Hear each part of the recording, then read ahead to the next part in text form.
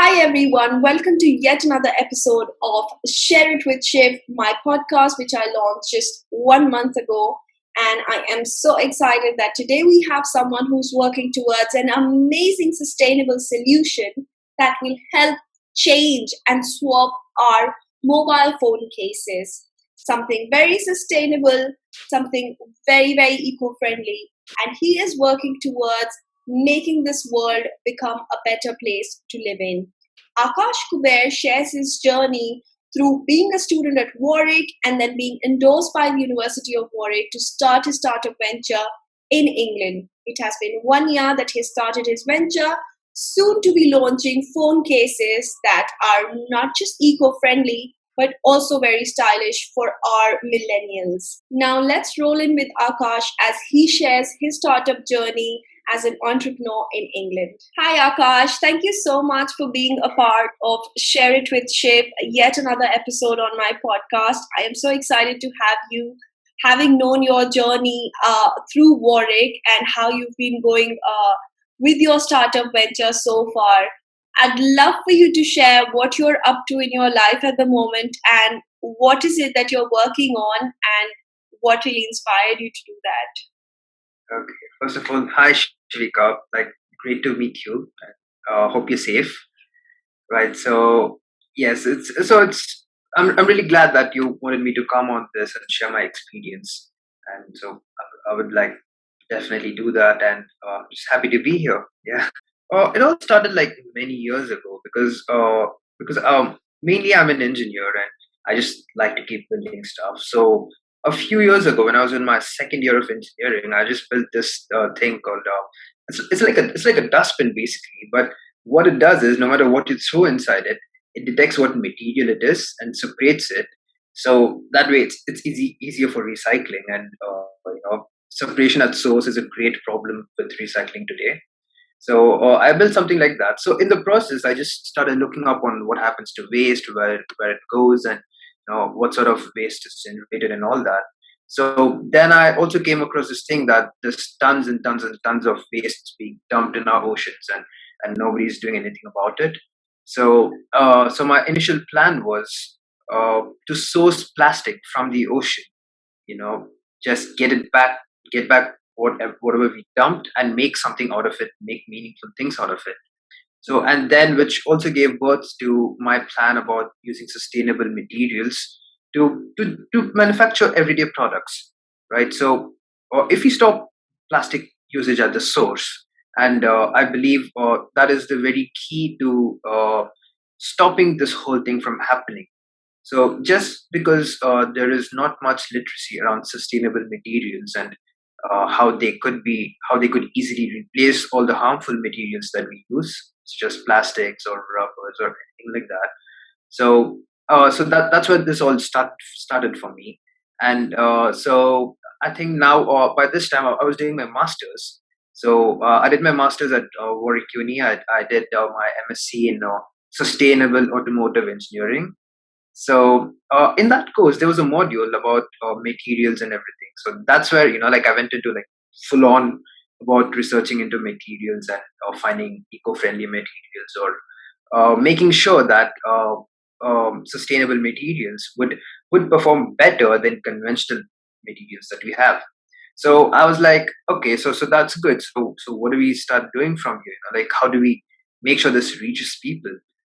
Because so I was like, everybody has a phone. Let's make phone cases out of it, and so that way we could reach to a wide variety of people. Everybody has a phone case, and it would be a cool statement too if they have something that is made out of natural materials. So that's where my research started, and so yes, through Warwick Enterprise, I was able to get a startup visa here in the UK, and so that's how I think that's how my idea became into forming a company, and that's how it started. And so it makes my passion of saving the environment, reducing waste into a sustainable company and into something that's doing good, right? So that's how it was all born. Yeah. So, what did you eventually name your company? Okay. Initially, it was Ocean X Cases. Right. because my initial plan was to get waste plastic from ocean and then make meaningful things out of it. And it would be cool too if someone had a phone case. They're like, oh, this is from the ocean, like it would be a cool statement for the customers as well. But then I'm like, okay, so let's hold on, because I'm just giving them back plastic. They're gonna anyway use this and throw it out in a year, and that's gonna end up in the ocean back again. So Yeah. I'm like, I was like, let me go back to the source and see what I could do with sustainable materials. And so then came the plan of Naturo cases, which purely uses sustainable materials for everything we do. So you mentioned that you finished your masters and then you were able to secure the startup visa from Warwick University, and you've been in England for a while now. So how has your life changed as an entrepreneur since you began, and both on an entrepreneurial level and on a personal level? Because you just straight jumped out of being a student to an entrepreneur. Yeah. So how has life changed for you in all these months, I would say? So basically, I think the thing with my batch was pretty irregular because the minute we started, like with the startup visa, Yeah. unfortunately the world was hit with COVID-19, and a lot of things were not conventional anymore, and there was a lot of lockdowns and everything that way. But to look at it from a perspective, like of staying in England and how it has helped me and my business. So I would say the first thing is it changed me as a person. So rather than it changed me the way I look at a problem. So rather than just assuming this is a problem and this is a typical solution for that, it helped me think and question myself, question each and everything I do. So the moment we start doing this, we really hit some important points, which is like the whole way you go about solving a thing, the whole way you look at the problem very analytically and what sort of solutions could be done to that, rather than like being too emotional about something and being going around in such a manner. So that is what it changed me as a person. And now no matter what problem I could solve it, I wouldn't I'm not telling in that way, in my personal life also. You don't So sit and whine about the problem that, oh, what's going to happen. yeah, You take a better approach now. I'm like, all right, so this has happened, so what do we do next? Like be very analytical about it, scientific and analytical about everything. So that's what's changed personally. Secondly, my because this is a very new topic. Although sustainability is not that new of a topic, but it to be more widespread, I would need my customer base to also understand what I'm doing, because there is value in my product as far as my customer realizes that. So that's the only thing, and I feel for now there is a better market here, and I could grow my business easily compared to other global markets. So that is another thing which things have helped here for me. So, as an entrepreneur, have you yet figured out a purpose for your life? Do you have a purpose yet? And if you do, does your startup venture take you any closer to your purpose? Is it a part of it? How do you consider the whole purpose of my life situation? Okay, so that one's a tricky thing to answer because I'm a very like I keep thinking a lot, and sometimes my purpose might keep changing because it's too early for me to just say like this is the purpose of my life. Right. But I'm pretty sure it is in the guidelines of making the world a better place. That would be my main goal. And so yes, so my company, yes, definitely falls under my goals and my vision of what I want to do. So yes, so that I would say it's definitely yes. And my main purpose would be like to protect the world and to just make it a better place, no matter how small of an effect I make, or how large of an impact I make. So I hope I do make some large impacts over the course of my lifetime, But I think this is just a small step for me and for my vision. So for going into the future, yeah. Absolutely. I think it's brick by brick that you make that bigger impact, and you are on the right path towards it to make the world a better place to live in. Right. Yeah. So, as a student living in England who has now moved to an entrepreneur life, who has a startup venture, who's living away from his family, friends, relatives, just about everything, including his own country, what are the challenges that you faced in a foreign land? I know you've been there for a while after university, but what kind of challenges did you face, especially financially? I mean, UK being one of the most expensive countries in the world, financially, what kind of challenges did you face? Personally, what kind of struggles did you have once you decided that you wanted to stay back and work on your business venture? Okay. So financially, I would say it's basically everything takes money. So for you to stay, if you want to make a website for your business, it takes money, and especially when you yourself do not have any income source and you want to pour money into another thing, it's a tricky situation to be in. So I would say, like when you start a business, just make sure that you have plan to like to face all these challenges. Mhm. And so yes, so financially it was pretty tricky to sort out. But yes, I'm pretty sure, like I have some investments that I've made over time, which are helping me right now.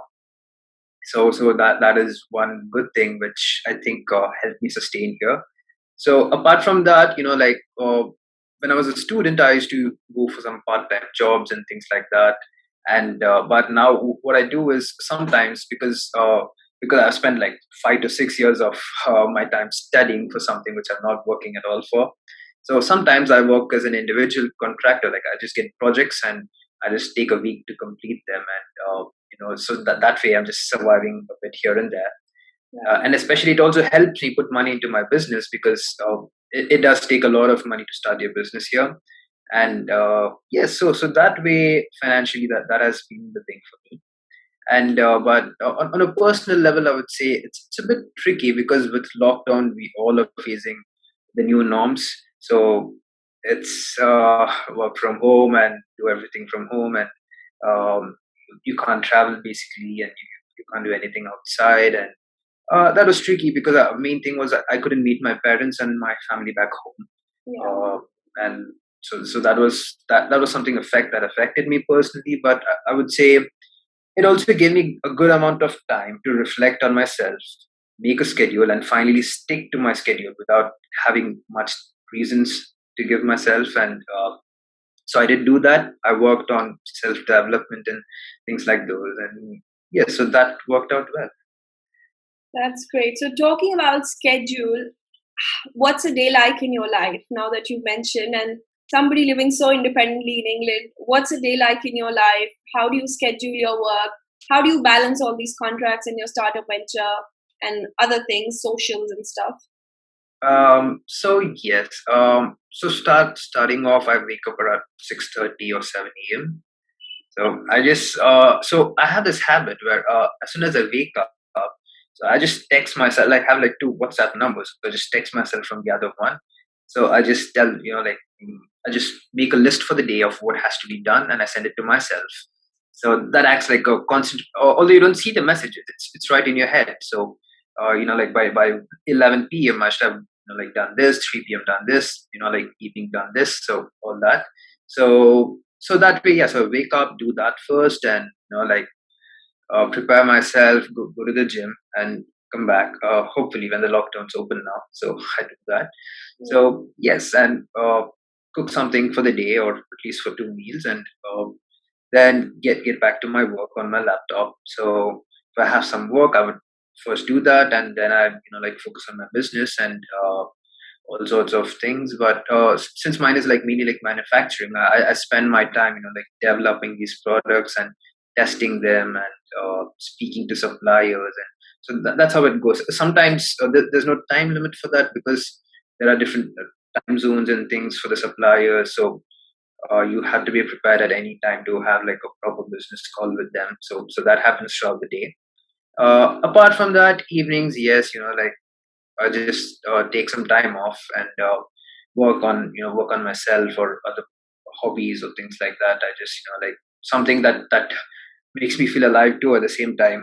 Something that I and I do all of that. And yes, just in the evening when it goes back, I would say just like talk to my parents and family because it really helps like stay connected with them.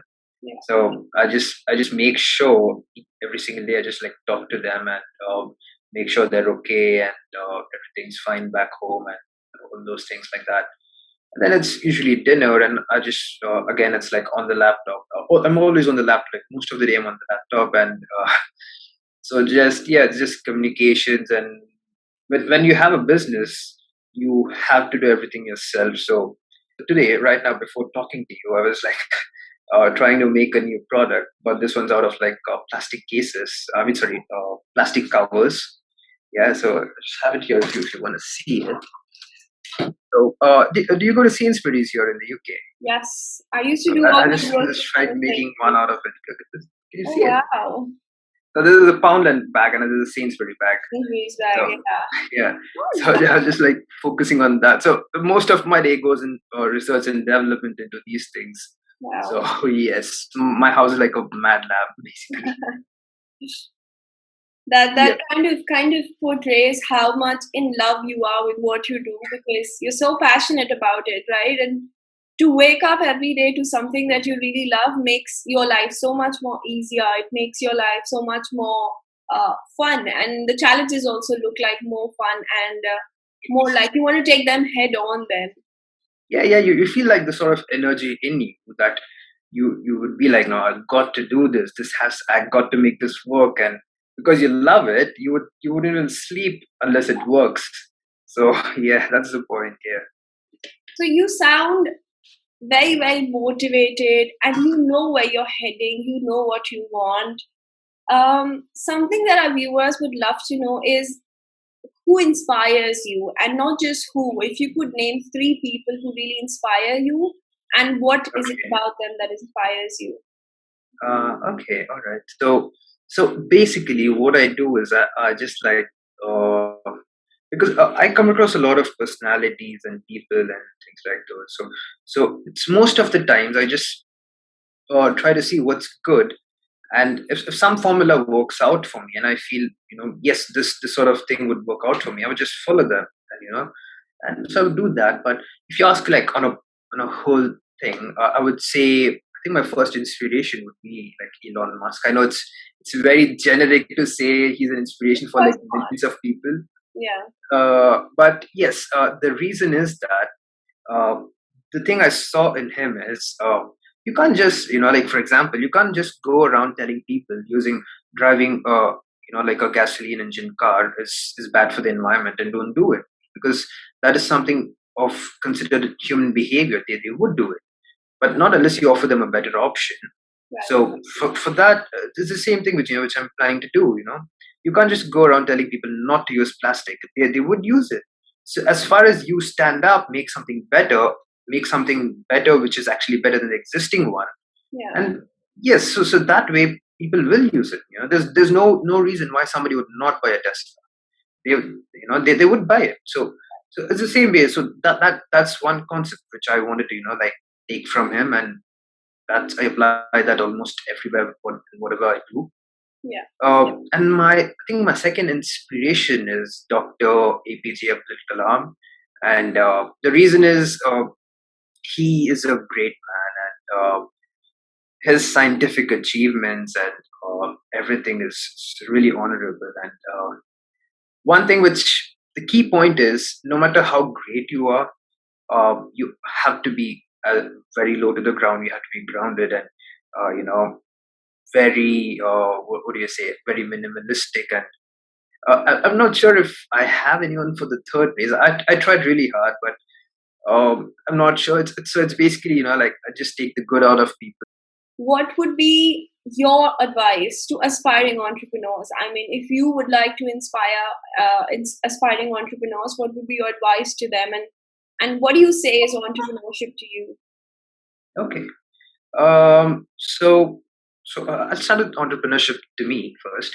So basically, when I was in India, when I was doing my engineering, I did not feel challenged enough, and so what I did was I went ahead, and when I was 18, I started my first company there. So yes, so that went well. So that is where I learned the key things of like talking to international suppliers, how to close business deals, or how to run a business. What's the hard work that people talk about? They say when you have a business, you have to do everything. You have a lot of hard work to do, and uh, that didn't make much meaning to me unless I was in that spot.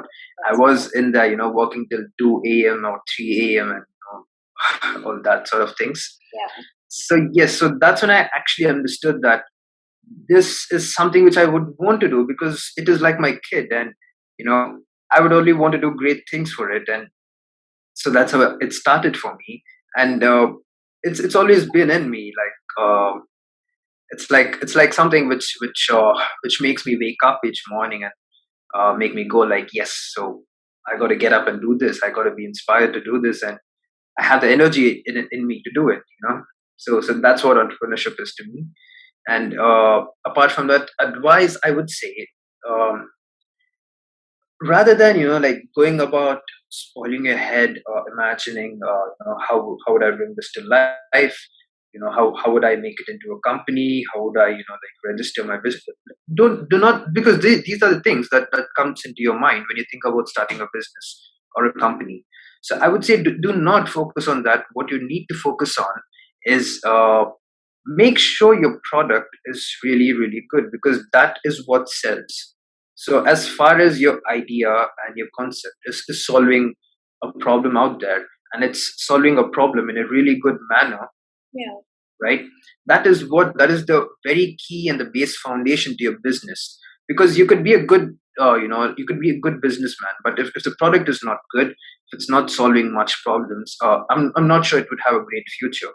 So make sure your foundations are really strong, and make sure you go about it in the right way. So that is one key thing which I would like to tell them. And second thing is, question yourself. Do not always be humble, and question yourself in a way that be your worst critic, right?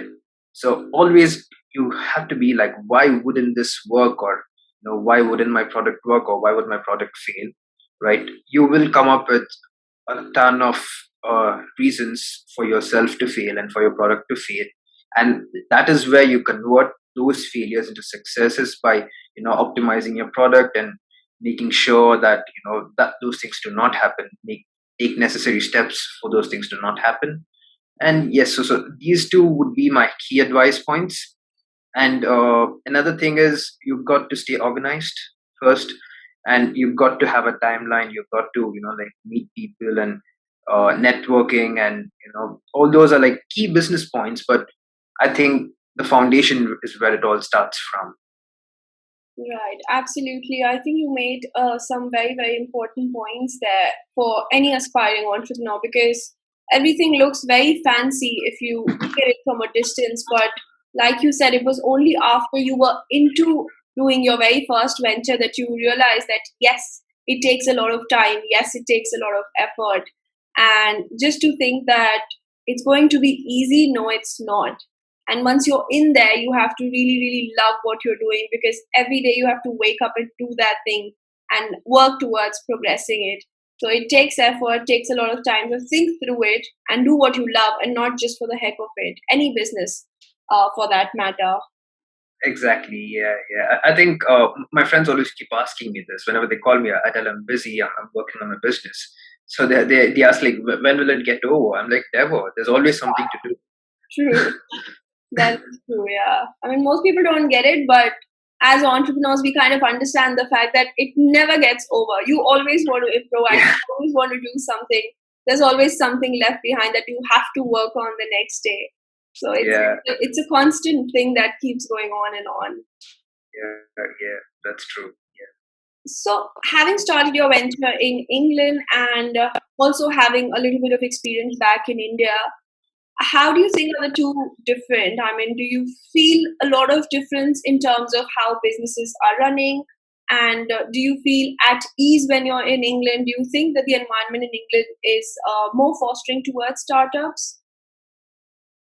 Yes, I would say starting a business here, you could reach out or you could achieve what you wanted to do a bit sooner with much less effort, or which could also mean that with the same amount of effort, your business could reach higher potentials if you try to do the hard work for it, right?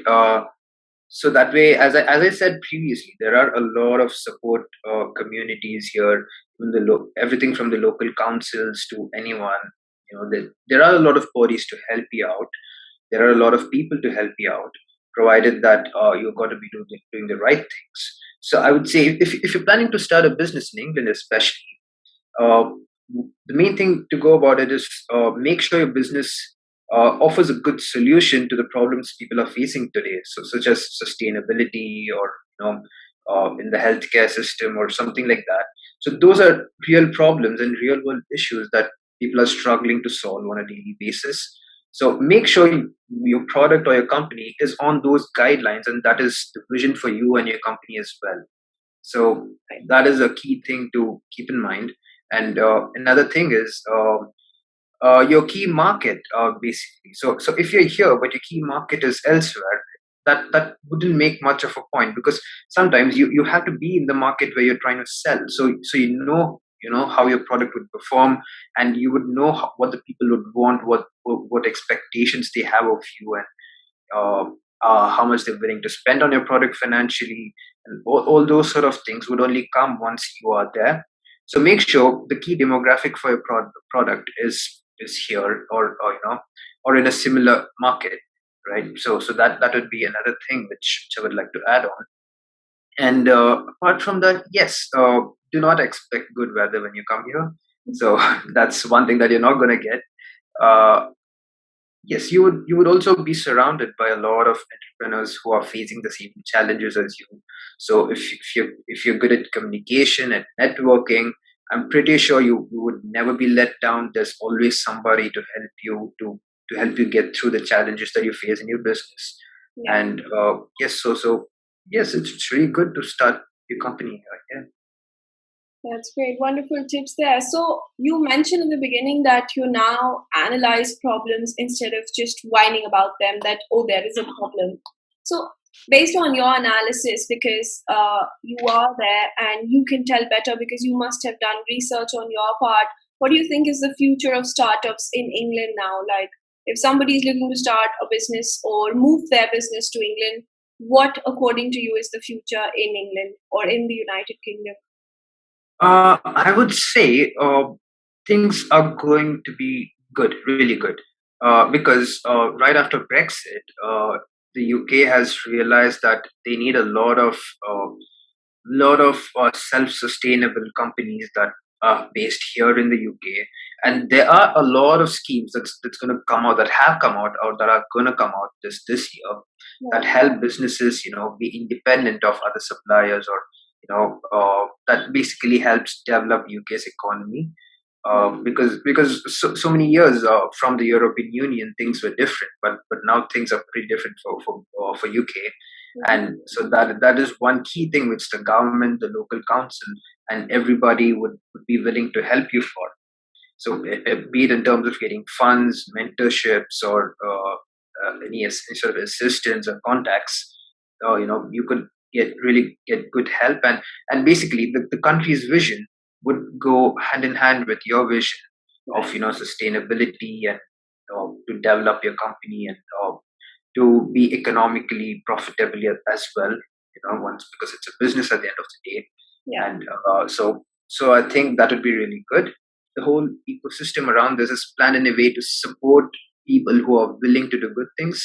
Yeah. So as far as you have the willpower in you, and you have it in a practical manner, I think you're really good to go here. This whole system is really good. Absolutely. So to summarize, how would you describe, if I ask you in one word, and I ask this to all the people I interview, that if you had to summarize your journey so far, how would you describe it in one word? And where do you see yourself going from here? Okay. Not sure if I could describe it in one word, but I could just say it was amazing Yeah. because yes, that's what it's been. Because although I get up each day, work hard, like do all Do the sort of things, multiple things, cook, yeah, eat, yeah, miss work, my sleep and and do all of those things. At the end of the day, when you like stand outside and take a look at what you have done, you get a different perspective. You'll be like, yes, it's amazing, and that's what makes you go dive back into it the next day absolutely. and go at it again. So I would say that. And so yes, my vision, as I said, just make the world a better place. Even if not a big impact, a small impact is an impact too. So that is my vision. And yes, so that way my company and whatever I'm doing, they all fall in place. And hopefully I make a big impact. And so yes, I just for my company it would be like manufacture phone cases for now, but definitely not limit ourselves there, because once we have the materials with us, we know how to manufacture them. I think the applications are endless. There's so Sky's many the things limit then. around us. Yeah, so many things around us made of plastic. Start replacing everything with cool materials, and I think that's where we will end. Once there's zero plastic materials. But yeah, I'm definite that there will be one day when you will be able to proudly say that yes, I made an impact and I did have my contribution. I did do my part to make this world a better place. right. Yeah, definitely. Yeah. Awesome. Thank you so much, Akash, for your time today, for sharing your journey with Naturo's cases and all that you've been doing, living abroad independently by yourself, doing so many different things. It has been amazing talking to you. It has been amazing to know that young individuals like yourself are working on sustainable solutions, which most people are into it. And now people like yourself are promoting it in forms like phone cases. So we can't wait to see your product. We can't wait to put it on our page and share it with our viewers. Thank you so much for your time today. Thank you, Shivika, for giving me this opportunity first, and just for like basically for helping out all the entrepreneurs, who are planning to take this journey. And I think this would be like a great resource point for them.